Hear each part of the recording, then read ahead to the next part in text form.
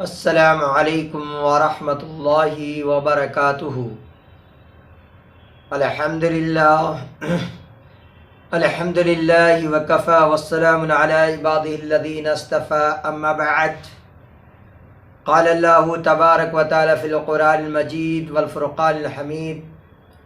وَإِن تَعُدُّوا نِعْمَةَ اللَّهِ فَلَا تُحْصُوهَا۔ محترم ناظرین، اللہ سبحانہ و تعالیٰ کا فرمان ہے کہ اگر تم اللہ کی نعمتوں کو شمار کرنا چاہو تو تم اسے شمار نہیں کر سکتے۔ اللہ رب العالمین کی بہت ساری نعمتیں اس کائنات میں جمادات کی شکل میں، نباتات کی شکل میں، پیڑ پودوں کی شکل میں، پتھروں اور پہاڑوں کی شکل میں، پانی اور مٹی کی شکل میں، غرض یہ کہ جانوروں اور انسانوں اور مخلوقات کی شکل میں اللہ سبحانہ و تعالیٰ کی بہت ساری نعمتیں ہیں۔ اللہ کی نعمتیں بڑی نعمتیں بھی ہیں اور اللہ کی چھوٹی نعمتیں بھی ہیں۔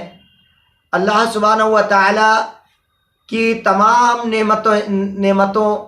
کا تذکرہ اللہ رب العالمین نے قرآن مجید کے اندر کیا ہے، اور اللہ عز و جل نے اپنی نعمتوں کی قدرداری کرنے کی اللہ تعالیٰ نے انسانوں کو تلقین فرمائی ہے۔ لہذا جب تک ہم سب انسانوں کی زندگی اللہ رب العالمین کے حکم کے مطابق چل رہی ہے، اس زندگی میں ہمیں اللہ کی نعمتوں کا احساس دل کے اندر رکھنا چاہیے، اور دل میں یہ یقین ہونا چاہیے ہم تمام انسانوں کو کہ جب ہم ایک چھوٹی سی چیز چلانے کے لیے، کارخانے کو چلانے کے لیے ہمیں کسی جو ہے بڑے کی ضرورت پڑتی ہے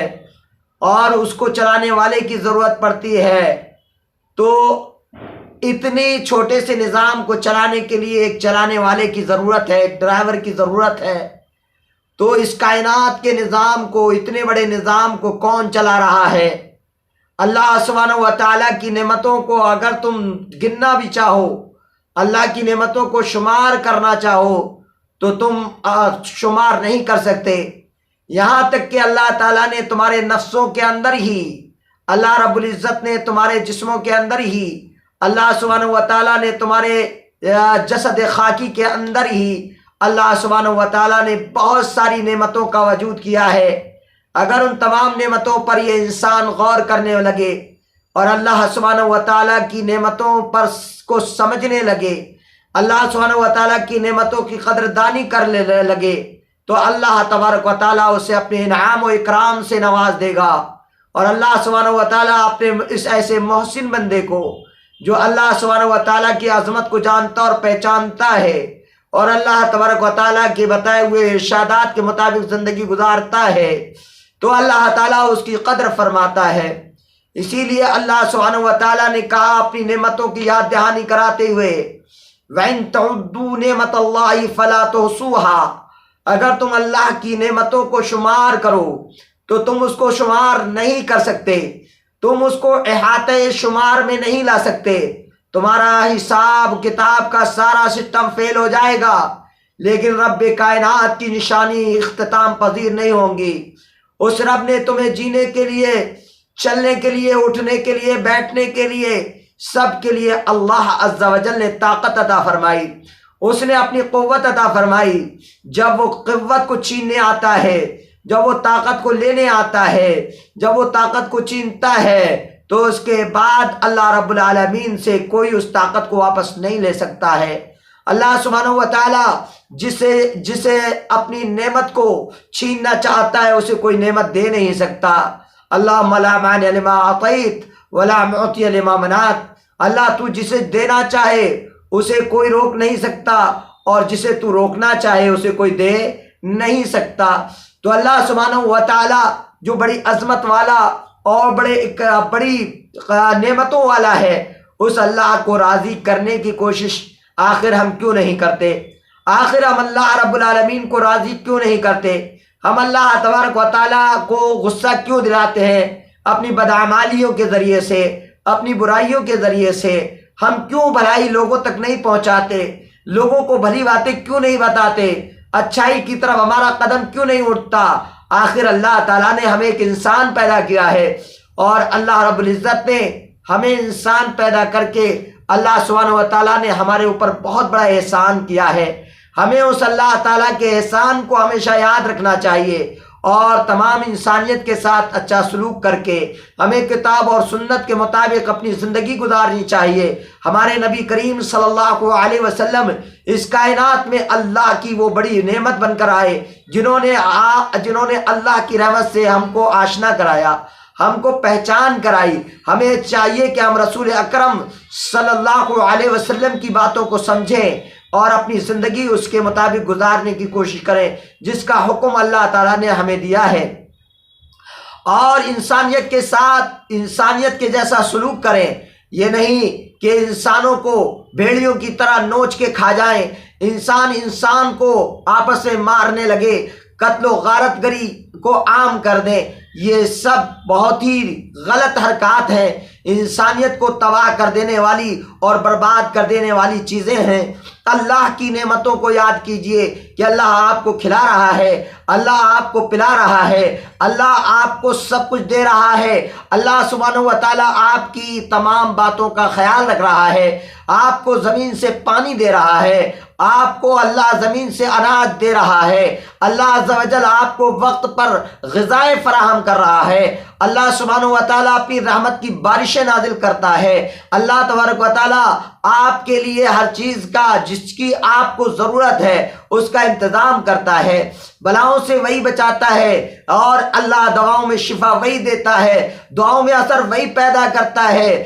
آپ کو طاقت وہی دیتا ہے، آپ کو عزت وہی دیتا ہے، آپ کو ذلت سے وہی نکالتا ہے، آپ کو دولت وہی عطا کرتا ہے، آپ کو اللہ سبحانہ و تعالیٰ آپ کو مصیبتوں سے نجات دیتا ہے۔ آخر کار آپ اللہ تعالیٰ کی بتائی ہوئی باتوں پر کیوں نہیں چلتے؟ اس سوال کا جواب کبھی اکیلے میں بیٹھ کر اپنے ذہن کو اللہ تعالیٰ کی جانب لگا کر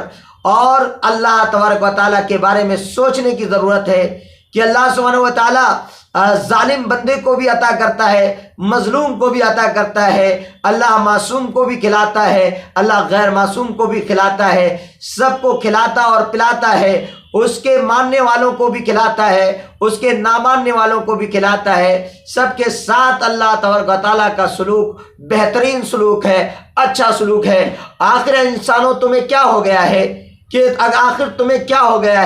کہ تم آپس میں لڑتے ہو، آپس میں جھگڑا کرتے ہو، آپس میں قتل و غارت گری کرتے ہو، آپس میں ایک دوسرے کے خون کے پیاسے بنے ہوئے ہو۔ تمہارا رب نہیں چاہتا کہ دنیا میں فساد ہو، تمہارا رب نہیں چاہتا کہ دنیا میں بگاڑ ہو، تمہارا رب نہیں چاہتا کہ دنیا کے اندر بدامنی ہو، تمہارا رب نہیں چاہتا کہ دنیا کے اندر بے چینی ہو، تمہارا رب نہیں چاہتا کہ دنیا کے اندر بے ادبی ہو، تمہارا رب نہیں چاہتا کہ تم آپس میں بے عزتی کرو، تمہارا رب نہیں چاہتا کہ تم ایک دوسرے کے ساتھ بدسلوکی کرو، تمہارا رب نہیں چاہتا کہ تم ایک دوسرے کے خون کے پیاسے ہو جاؤ۔ اللہ رب العالمین تو یہ چاہتا ہے کہ تم امن کی زندگی گزار کر تم صرف ایک اللہ عز و جل کی عبادت کرو، اس کے ساتھ اس سے دعائیں مانگو، اس کو پکارو اور اس سے اپنے ضرورت کے سامان کا مطالبہ کرو، یقیناً وہ تمہیں کہیں نہ کہیں سے ضرور تمہیں عطا کر دے گا، چونکہ اس کا وعدہ ہے وَمَن يَتَّقِ اللَّهَ يَجْعَل لَّهُ مَخْرَجًا، جو اللہ سے ڈرتا ہے تو اللہ تعالیٰ اس کے لیے راستے پیدا کر دیتا ہے، اور وَيَجْعَل لَّهُ مَخْرَجًا وَيَرْزُقْهُ مِنْ حَيْثُ لَا يَحْتَسِبُ، اور اللہ تعالیٰ اس حیثیت سے روزی عطا کرتا ہے کہ اسے محسوس تک نہیں ہوتا، اسے گمان تک نہیں ہوتا، اور اللہ اپنے بندوں کو روزی عطا کر دیتا ہے۔ آخرکار وہ اللہ ہی تو ہے جو اللہ پہاڑوں کے اندر رہنے والے کیڑوں کو بھی غذا دے رہا ہے، جو خشکی میں بھی پانی کو پہنچا رہا ہے۔ اللہ سبحانہ و تعالیٰ کی اتنی ساری نعمتوں کو بھول چکے ہو، اللہ کی اتنی ساری نعمتوں پر تم لوگ ناشکری کر رہے ہو۔ اگر تم اللہ کا شکریہ ادا کرتے ہو، لئن شکرتم لازیدنکم، اللہ کہتا ہے اگر تم شکریہ ادا کرو گے تو میں تمہیں زیادہ سے زیادہ عطا کروں گا۔ भाई भीख मांगना है अल्लाह से मांगो, दौलत मांगना है अल्लाह से मांगो, हुकूमत मांगना है अल्लाह से मांगो, सियादत मांगना है अल्लाह से मांगो, क़यादत मांगना है अल्लाह से मांगो, यहाँ तक कि अपने पाँव का जूते का तस्मा टूट जाए वो भी अल्लाह से मांगो। यही अल्लाह के नबी मोहम्मद रसूलुल्लाह सल्लल्लाहु अलैहि वसल्लम ने हमको सिखाया है। अल्लाह से दुआ है कि अल्लाह ताला इस मुख्तसर से दर्स को अल्लाह सुब्हानहू व तआला हमारे लिए मुफीद बनाए और हम हमारे तमाम नाजरीन को इससे इस्तिफादा करके और ये सोचने पर उन्हें मजबूर फरमाए कि वो सोचें कि अल्लाह का हक हम कहाँ तक अदा कर रहे हैं और कहाँ तक हम अल्लाह की बातों पर चल रहे हैं। इस लिहाज से दुनिया के तमाम इंसानों को ये दावत है